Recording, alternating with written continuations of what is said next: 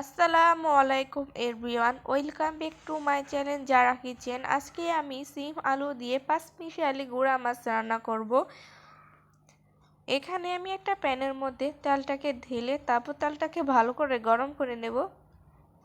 এই যে আমি গরম করে নিয়েছি, এখন আমি পেঁয়াজ কুচি দিয়ে পেঁয়াজটাকে হালকা ভেজে নেব।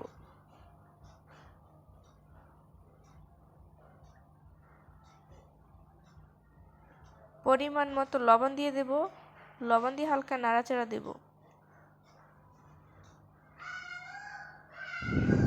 1 টেবিল চামচ হলুদ মরিচ গুঁড়ো,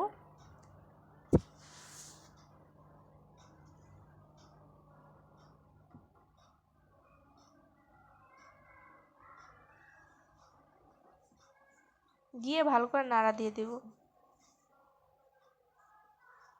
আদা রসুন বাটা 1.5 টেবিল চামচ, পানি দিয়ে তারপর মশলা কষিয়ে নেব। এই দেখুন আমার কষানো হয়ে গেছে। আমি আবারও সামান্য পরিমাণে পানি দিয়ে মশলাটাকে ভালো করে কষিয়ে নেব।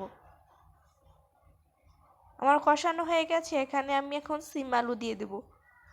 সিম আলু দিয়ে ভালো করে নাড়াচাড়া দিয়ে দেব।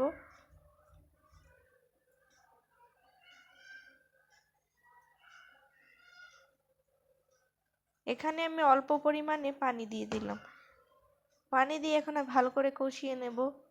ঢেকে দিচ্ছি। এই যে ঢেকে দিলাম, আমি ঢাকনা উঠিয়ে ফেললাম।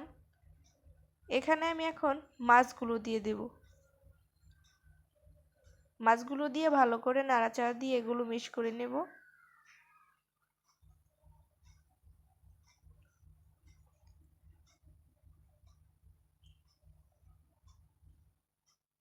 পরিমাণ মতো পানি দিয়ে দিলাম।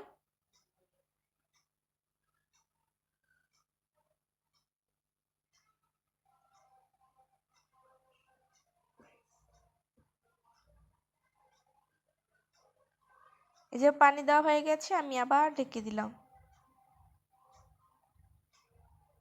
ঢাকনাটা উঠিয়ে ফেললাম। আমার রান্না কিন্তু হয়ে আসছে।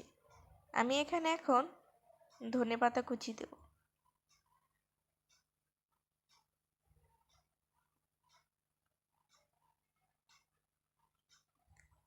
ধনেপাতা কুচি দিয়ে দিলাম। আমি আরেকটু পর নামিয়ে ফেলবো।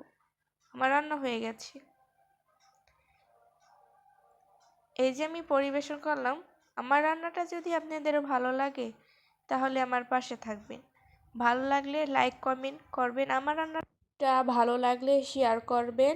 আমি এভাবে রান্না করে খেয়েছি, আমার কাছে অনেক ভালো লেগেছে। আপনাদের ভালো লাগলে এভাবে রান্না করে খেয়ে দেখতে পারবেন। ভালো থাকবেন, সুস্থ থাকবেন। আল্লাহ হাফেজ।